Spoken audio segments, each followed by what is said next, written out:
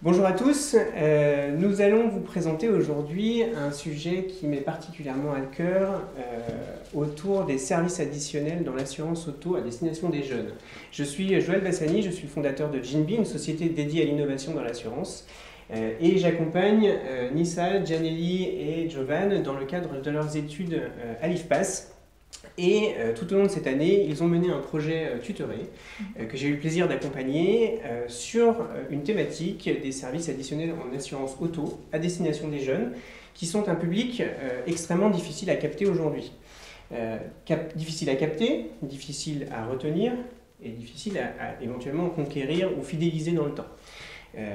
Leur projet, le travail sur lequel ils ont souhaité travailler, c'est de savoir comment et par quels moyens et par quelles éventuellement solutions on peut arriver à accompagner ces publics et leur proposer des produits d'assurance auto et notamment des services additionnels qui vont avoir du sens dans cette orientation client à destination des jeunes pour leur proposer des services qui leur parlent, qui soient pertinents et qui soient utiles dans leur vie quotidienne. Je vais leur laisser présenter les résultats de leur étude. C'est leur première fois devant l'écran et devant la caméra. Nous allons voir ensemble ce qu'ils peuvent apporter de plus à ce segment-là. Alors oui, en effet, on a choisi de nous intéresser sur les services complémentaires en assurance automobile pour les jeunes. Et pour cela, nous avons effectué donc, une étude de marché. Cette étude, elle consistait dans un premier temps de voir ce que les compagnies d'assurance proposaient donc, en France, donc ce que la concurrence propose en France, et ce que la concurrence propose donc, hors la France, donc à l'étranger. Oui, exactement. Donc, nous avons pu constater malheureusement que ce soit comme en France et à l'étranger. Donc, les assureurs s'intéressent très peu à des services complémentaires qui peuvent être dédiés aux jeunes de moins de 30 ans. On a trouvé ça dommage vu que par la suite, notre projet, on a découvert de nombreuses startups qui innovent et qui pourraient être intéressantes à intégrer dans le monde de l'assurance et proposer des services plus tard qui parlent beaucoup plus aux jeunes, donc, et nous notamment. Voilà. Et on remarque aujourd'hui que les insurtech sont très présents sur le marché de l'assurance et qui sont vraisemblablement une menace pour les compagnies d'assurance. Les questions que nous pouvons nous poser sont pourquoi les insurtech et les sociétés d'assurance ne s'allieraient pas. Et la deuxième question que nous pourrons nous poser, c'est qui sont les mieux placés pour répondre à notre problématique. Donc effectivement, nous pouvons prendre l'exemple de la startup Car Manager et son application, donc à partir de laquelle nous pouvons vérifier l'état de notre véhicule. Donc par exemple, on peut voir le nombre de kilomètres parcourus, l'état du véhicule, à quel moment on doit faire l'entretien du véhicule. Donc tout ceci parle beaucoup plus aux jeunes. Donc c'est beaucoup plus simple pour eux de regarder l'application pour se rendre compte de l'état de leur véhicule et rouler ensuite beaucoup plus en sécurité. Et rouler en sécurité, ça veut aussi dire représenter un risque moins important. Et peut-être que ça leur permettra à l'avenir d'être un risque moins important pour les assureurs et payer moins cher leurs cotisations.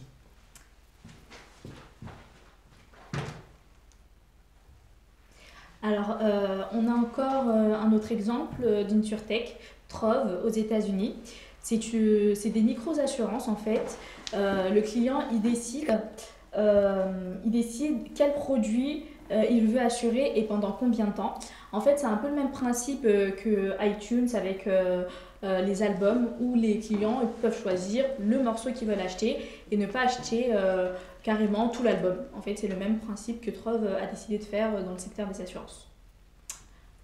Donc la question que nous pouvons nous poser, c'est pourquoi nous avons décidé de cibler uniquement les jeunes conducteurs de moins de 30 ans.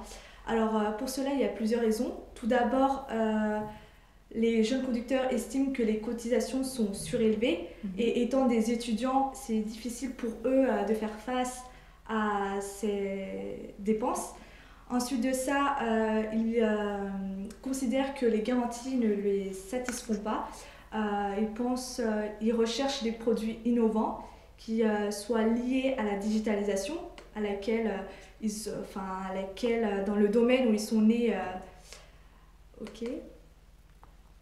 Ensuite de ça, on est nous-mêmes des jeunes conducteurs, donc on sait à peu près quels sont les problèmes, quels sont... Pour comprendre plus facilement la clientèle et leurs besoins, Oui. pour mieux répondre à la suite avec des services mieux adaptés. Ok. Et ensuite, souvent les jeunes conducteurs de moins de 30 ans, de moins de 25 ans sont considérés par les assureurs comme des personnes à risque. Et donc cette image-là doit être en quelque sorte réparée. Donc effectivement, il n'y a aucune raison que les jeunes soient à un risque plus important que des conducteurs plus âgés ou qui ont beaucoup plus d'expérience de conduite. Donc un jeune conducteur peut très bien être un bon conducteur, donc il n'y a aucune raison. Donc, il y a des conducteurs qui conduisent depuis longtemps, qui représentent un grand risque, donc il n'y a aucune raison que les jeunes conducteurs paient plus cher. Et on veut que ça change, et on est là pour innover et atteindre ce but ensemble. Et aussi, il est important également de bien prendre conscience des besoins de ces individus. On a pu remarquer avec une enquête réalisée par les fonds de garantie de l'assurance automobile. Et donc, ils ont constaté qu'en 2018, plus de la moitié des dommages occasionnés, des accidents occasionnés par des non-assurés étaient des jeunes de moins de 30 ans, ce qui est quand même un chiffre assez inquiétant. Du coup, de ce fait, on a décidé de cibler nos recherches sur 7 services complémentaires qui ont été inspirés soit par des InsurTech eux-mêmes et d'autres que nous avons trouvés, on va dire, par nous-mêmes. Donc les 7 services que nous proposons aujourd'hui sont donc le rachat de franchise, qui est assez connu aujourd'hui par les compagnies d'assurance, l'assistance d'un professionnel lors d'un achat d'un véhicule.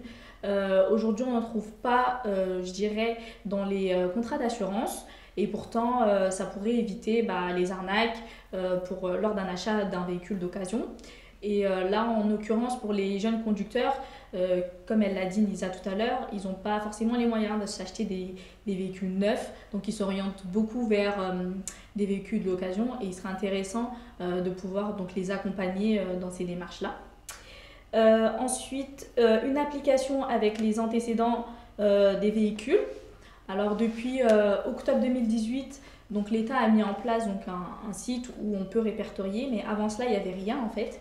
Et maintenant, pourquoi pas les assureurs intégrer également ce mode de fonctionnement dans leur contrat d'assurance. Ensuite, on a le remboursement des stages de permis, également connu. Le garage à domicile, qui commence à se faire de plus en plus sur le secteur. Et puis, on voit que les clients, ils aiment bien. Le gravage des véhicules pour retrouver plus facilement les véhicules en cas de vol. Ça existe déjà, mais ça ne fait pas partie dans les services complémentaires d'assurance aujourd'hui. C'est plutôt des InsurTech ou des assurances de niche qui le proposent. Et donc les objets connectés pour réduire les cotisations, leurs cotisations d'assurance. Oui. Voilà. Donc, objets connectés, on peut prendre l'exemple de Pay as you drive, Ouais, Pay how you drive, donc, qui existe déjà sur le marché, mais on peut quand même les innover encore plus. Voilà. Donc on a réfléchi à des services, mais pour bien connaître les besoins réels, nous avions besoin de l'avis d'une partie de ces individus. Donc pour cela, on a réalisé un sondage qui a été publié et qui a été répondu par à peu près une centaine de personnes. Donc il est important pour nous de vous illustrer les chiffres de ce sondage. Donc il y a quand même beaucoup de participation, donc 104 personnes. Donc c'est 104 personnes exclusivement des jeunes moins de 30 ans, situés dans toute la France, donc majoritairement Paris, mais également Lille, Orléans, Lyon, etc. Donc sur cette tranche d'âge, il y a majoritairement eu des femmes qui ont répondu au sondage, donc 56% de femmes et 43% d'hommes. Donc c'est quand même des chiffres qui parlent et qui nous ont permis de faire une bonne analyse du marché par la suite. Du coup, on constate qu'avec l'arrivée du digital, cette arrivée, elle impose aux assureurs en fait, de se renouveler. D'ailleurs, on peut le voir avec notre sondage que les clients ils sont de plus en plus attachés au numérique, au digital. Et en fait, ils s'attendent à ce que les contrats d'assurance, le tarif de leur contrat d'assurance soit lié avec ce qu'on leur propose en fait et que ce ne soit plus des contrats de base, que ce ne soit plus des contrats basiques et ils s'attendent à de nouveaux services. Et si l'on regarde notre sondage, on voit que dans les services que nous avons proposés, 22% des personnes ont répondu oui à la question s'ils étaient prêts à payer plus cher leur contrat d'assurance si on leur proposait donc ces services complémentaires. C'est assez quand même intéressant. une question à moins à se poser pour les assureurs qui souhaitent innover, car quand on sait que les clients sont prêts à payer plus cher pour un service meilleur, donc ça incite quand même à innover beaucoup. Et pourquoi pas, il faut donc éviter de se mettre des barrières, et quand on veut innover, il faut y aller.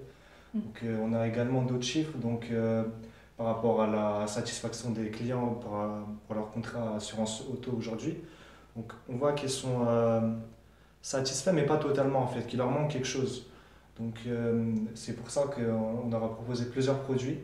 On a vu que dans les produits qu'on leur a proposés et les services complémentaires, donc, les plus intéressants étaient l'assistance d'un professionnel lors de l'achat du véhicule. Donc, on voit que c'est quasiment plus de la moitié qui a répondu positivement à ce sondage, donc sur une tranche de 1 à 10, donc, pour noter le service en fait. Et le second service qui était le mieux noté était une application pour voir l'antécédent des véhicules de location en fait. Donc, on voit quand même beaucoup de l'anxiété en fait pour les jeunes sur l'état de leur véhicule. Donc c'est principalement sur ce point-là qu'on veut insister par la suite pour réduire cette anxiété-là et répondre aux besoins des jeunes. Alors ces chiffres présentés nous montrent bien qu'il est nécessaire pour les assureurs de s'adapter aux nouveaux comportements de ces jeunes clients qui ont été parfaitement intégrés à la digitalisation à travers leur mode de consommation et n'attendent que cela de leur part de leur assureur. Donc en effet, en tant que jeune conducteur, comme on l'a dit tout à l'heure, les revenus ne sont pas forcément assez suffisants pour acheter donc, des véhicules neufs et ils se dirigent donc, comme on l'a dit tout à l'heure, vers des véhicules d'occasion. Selon les chiffres de la Fédération internationale de l'automobile, donc la FIA, il y a environ 60 000 acheteurs qui sont victimes donc, d'arnaques. Et vraiment, ce serait intéressant pour les assureurs de se cibler vers ce secteur-là qui, en plus, on voit, intéresse les clients en fait. Pour compléter ce qu'on était en train de dire, donc, on a eu des interviews donc, avec plusieurs startups. Donc, le service qui était plus intéressé, qui intéressait le plus les jeunes de moins de 30 ans, c'était l'accompagnement lors de l'achat d'un véhicule d'occasion. Et l'InsurTech qui propose ce service, c'est l'InsurTech Car Expresso, qui existe depuis moins de 3 ans, moins de 2 ans. Donc, qui a pour but en fait, de réduire l'anxiété de ses clients lors de l'achat d'un véhicule d'occasion. Car ça représente une réelle épreuve d'acheter, de rechercher, et on n'est jamais sûr de soi quand on achète un véhicule d'occasion. Donc le fait d'avoir une entreprise déjà qui est spécialisée, qui est derrière nous lors de l'achat d'un véhicule d'occasion, ça permet de réduire cette anxiété et d'être beaucoup plus sûr de nous lorsqu'on achète un véhicule d'occasion. Ensuite, la seconde entreprise, start-up avec laquelle on a fait une interview, a été Allojo, donc, qui propose de la mécanique à domicile en fait. C'est également plus simple pour les clients car ça évite de se déplacer et surtout ils sont très innovants car ils proposent des devis et des services directement à partir d'internet et des applications, donc ce qui parle beaucoup plus aux jeunes et qui permet de répondre mieux à leurs besoins et de trouver une solution beaucoup plus rapidement au lieu de chercher un garage et de donner sa confiance à quelqu'un d'autre. Avec Allojo on peut le faire plus simplement. Donc, la dernière entreprise que je souhaite partager avec vous est Odopass, donc, qui s'intéresse à l'accompagnement de l'entretien du véhicule tout au long de sa vie. Donc, c'est également, elle fait ça de manière très innovante également à travers des applications et à travers le big data, etc. Donc, ce qui parle beaucoup plus aux jeunes et qui permet toujours de mieux répondre à leurs besoins. Donc c'est très important pour les jeunes de connaître l'état de leur véhicule et également du véhicule qu'ils ont acheté avant et pour rouler plus en sécurité à l'avenir. Donc en clair, il existe en fait des entreprises, des InsurTech qui proposent déjà les services qu'on vous propose en fait aujourd'hui et pourquoi pas les compagnies d'assurance penser aussi à se tourner vers ces services de niche du coup. Donc comme on l'a dit au début, il y a beaucoup d'InsurTech qui innovent dans le secteur de l'automobile et qui peuvent proposer des services vraiment très intéressants pour les jeunes et ce serait vraiment dommage de laisser ces startups car malheureusement on constate aujourd'hui en France comme à l'étranger. Donc on innove vraiment très peu dans le service complémentaire pour les jeunes et ce serait vraiment très intéressant et pour une entreprise de se placer vraiment sur ce type de clientèle et sur ce type de service. Nous avons été très ravis de partager notre projet avec vous et nous vous incitons également à utiliser ce que l'on vient de dire et d'utiliser les données que nous vous avons données afin de développer votre activité. Et nous pensons réellement que ça vous permettra de vous placer sur une clientèle et de répondre mieux à leurs besoins. Et quand on voit aujourd'hui le secteur de l'assurance où il est très difficile de fidéliser la clientèle, donc s'intéresser aux jeunes qui sont vraiment le futur de l'assurance, ça vous permettra vraiment de les fidéliser, de fidéliser votre clientèle et développer votre activité et ainsi vous placer votre entreprise comme une entreprise innovante et dynamique. Donc, merci à vous tous qui nous ont regardés, qui nous avez suivis. Merci à tous les trois pour ces résultats. On l'a vu sur le marché de l'assurance aujourd'hui en France, mais aussi à l'international, un certain nombre de startups, d'InsurTech, sont en train d'innover et de proposer des nouveaux services, des nouvelles offres, de nouveaux produits. Ce qui est surtout le plus important à retenir ici, c'est que ces startups, elles innovent, mais elles doivent innover dans un monde qui est en plein changement. Et pour être capable d'intégrer ces solutions et ces services, il est extrêmement important de s'intéresser aux cas d'usage dans lesquels on va les intégrer. Parler d'un service additionnel en assurance, c'est intéressant, mais arriver comme ces étudiants ont fait à intégrer ce service dans un cas d'usage avec une vraie finalité qui est de conquérir, fidéliser ou retenir des jeunes assurés, là on tombe dans une véritable utilisation de l'InsurTech et la vraie valeur ajoutée de ces services additionnels. En réalité, ces services, ils doivent servir à l'assuré, mais ils doivent aussi servir à l'assureur. En l'occurrence, ils servent pour ces opérations de conquête, de fidélisation, de rétention, mais ils permettent aussi de donner une image plutôt positive, digitale, moderne du monde de l'assurance qui aujourd'hui est trop souvent vu comme vieillissant et un petit peu en retard. Merci à vous trois pour ces résultats et à très bientôt.